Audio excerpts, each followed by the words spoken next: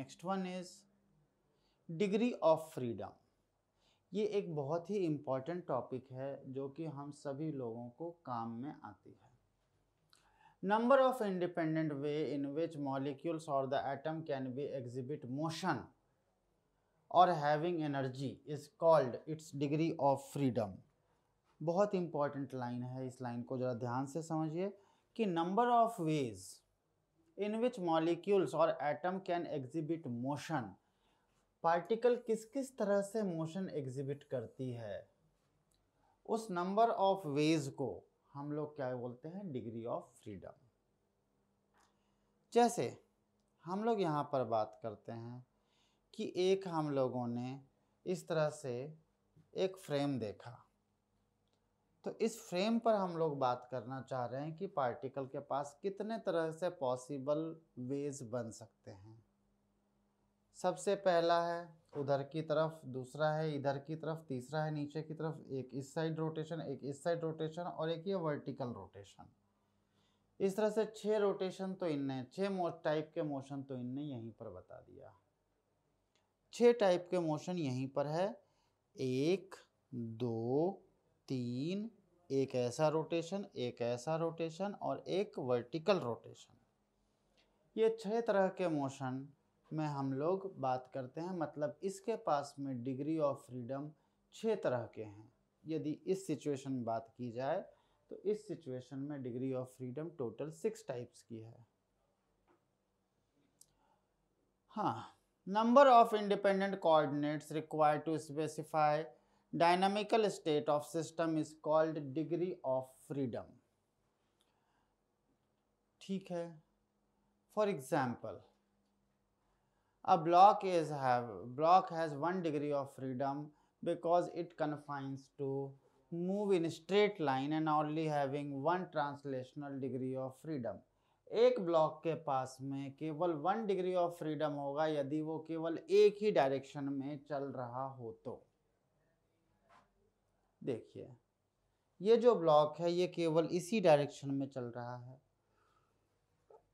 इसका मतलब है कि इसके पास जो एनर्जी है वो एनर्जी केवल इसे एक ही डायरेक्शन में चला रहा है, मतलब इसके पास का degree of freedom is only and only 1।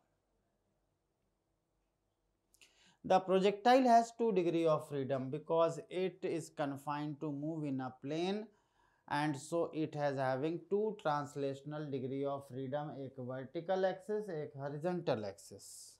बहुत ही अच्छे एग्जाम्पल्स हैं, आप समझ सकते हैं। ये पार्टिकल एक y एक्सिस पे चल रहा है, एक x एक्सिस पे चल रहा है, इसका मतलब है कि इस पार्टिकल के पास में 2 डिग्री ऑफ फ्रीडम है। The sphere has 2 degree of freedom, one rotational and other translational। एक स्पीयर यदि चल रही है, लुढ़क रही है, तो इसके पास में 2 डिग्री ऑफ फ्रीडम है, क्योंकि वो लुढ़क के चल रही है तो एक डायरेक्शन में चल रही है, मतलब एक ट्रांसलेशनल, और क्योंकि वो घूमते हुए चल रही है इसीलिए एक रोटेशनल डिग्री ऑफ फ्रीडम है। Degree of freedom 2। Similarly, a particle free to move in space will have 3 translational degree of freedom। एक पार्टिकल जो स्पेस में फ्रीली मूव कर सकती है इसके पास में 3 डिग्री ऑफ फ्रीडम होते हैं। एक पार्टिकल जो कि हमारे पास में ये अरेंजमेंट है तो इसके पास में 3 डिग्री ऑफ फ्रीडम होंगे। कैसे, जरा मैं इधर बताऊं। एक पार्टिकल है वो x एक्सिस की तरफ एक बार चल सकती है तो पहला degree of freedom, y axis की तरफ चल सकती है तो दूसरा degree of freedom, z axis में चल सकती है तो तीसरा डिग्री ऑफ फ्रीडम। क्लियर है? हाँ, अब जैसे कि हम लोग देखते हैं यहाँ पर हमारे पास में ये एक अरेंजमेंट है, 2 पार्टिकल का एक सिस्टम है। इस पार्टिकल के लिए इसके पास कितने डिग्री ऑफ फ्रीडम है और वो भी सोचना होगा। एक तो इस डायरेक्शन में पार्टिकल जाएगी, फर्स्ट डिग्री ऑफ फ्रीडम, दूसरे इस डायरेक्शन में जाएगी, सेकंड डिग्री ऑफ फ्रीडम, तीसरा जेड एक्सिस पे आएगी, third degree of freedom, fourth number Y axis पर घूम रही है fourth degree of freedom. Next Z axis पर घूम रही है, फिफ्थ डिग्री ऑफ फ्रीडम। और सपोज ये एक्स एक्सिस पर घूम रही है तो ये नोटिसेबल नहीं है, इसीलिए ये वाला डिग्री ऑफ फ्रीडम हम लोग कंसीडर नहीं करेंगे, because size of atom is very very less than the separation between them, इसीलिए ये वाला डिग्री ऑफ फ्रीडम कंसीडरेबल नहीं है। Now the next degree of freedom are of 3 types.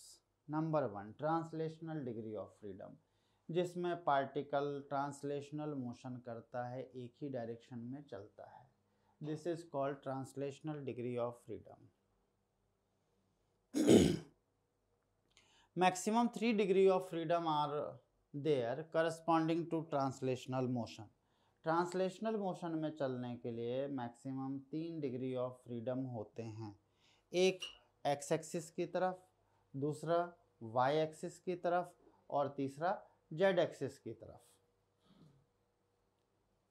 पहला एक्स एक्सिस की तरफ, दूसरा वाई एक्सिस की तरफ और तीसरा जेड एक्सिस की तरफ। नाउ जब हम लोग देखते हैं कि कोई भी एक पार्टिकल ट्रांसलेशनल मोशन कर रहा है, तो ट्रांसलेशनल मोशन में पार्टिकल का एक मोशन डिफाइन हो रहा है, इसी तरह से पार्टिकल के लिए दूसरा मोशन वाई एक्सिस पे और तीसरा मोशन जेड एक्सिस पे।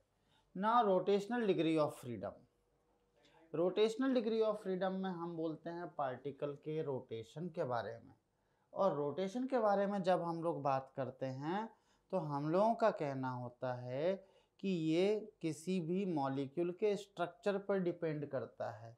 यदि मॉलिक्यूल मोनो एटॉमिक है तो इसका रोटेशनल डिग्री ऑफ फ्रीडम 0, यदि मॉलिक्यूल डाई एटॉमिक है तो इसका रोटेशनल डिग्री ऑफ फ्रीडम 2, और जब मॉलिक्यूल ट्राई एटॉमिक है तो रोटेशनल डिग्री ऑफ फ्रीडम उसके ओरिएंटेशन पर डिपेंड करेगा। इसी तरह से नेक्स्ट है वाइब्रेशनल डिग्री ऑफ फ्रीडम।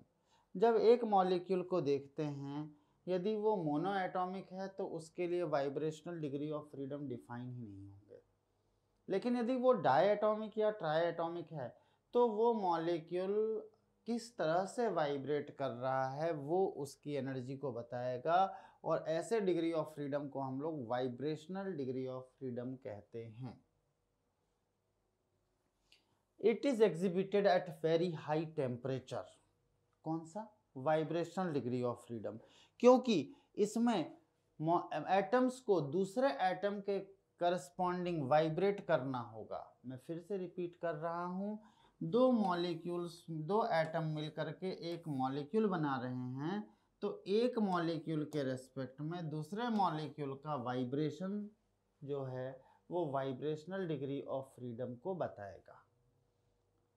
और ये तभी पॉसिबल हो पाएगा जब टेम्परेचर की वैल्यू बहुत ज़्यादा हो।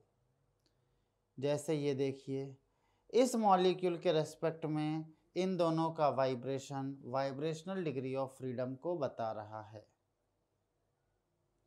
Degree of freedom of different gases according to atomicity of gas at low temperature.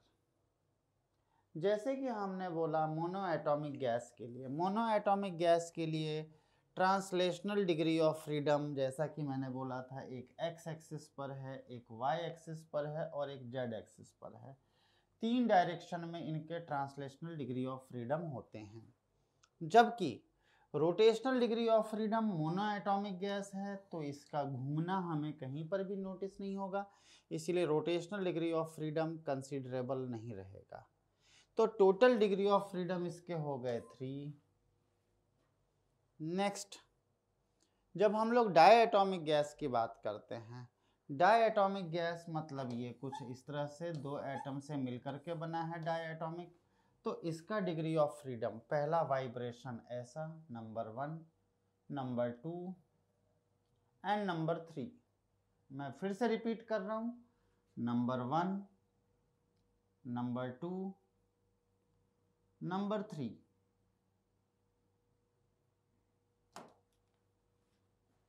तो इस तरह से हमारे पास में ट्रांसलेशनल डिग्री ऑफ फ्रीडम होगी 3।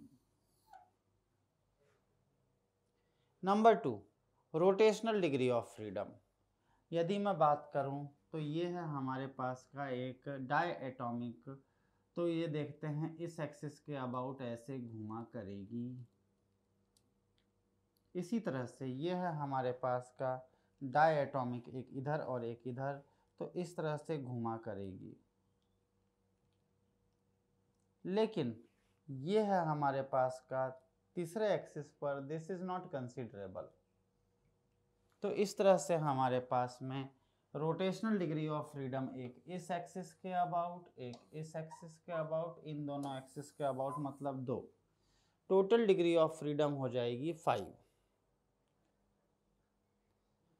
At very high temperature, diatomic molecule has 7 degree of freedom, 3 translational, 2 rotational and 2 vibrational. अब ये 2 vibrational कैसे होंगे?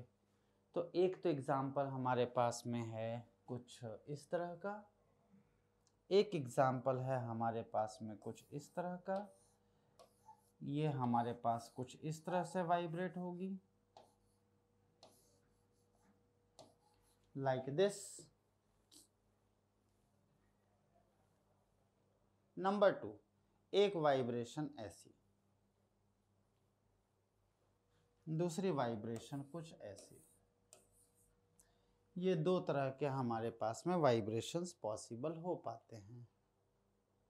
नाउ नेक्स्ट, ट्राई एटॉमिक को सिंपल तरीके से बताना पॉसिबल नहीं होता, लेकिन हाँ, translational degree of freedom 3 and rotational degree of freedom 2 और टोटल दिस इज 5।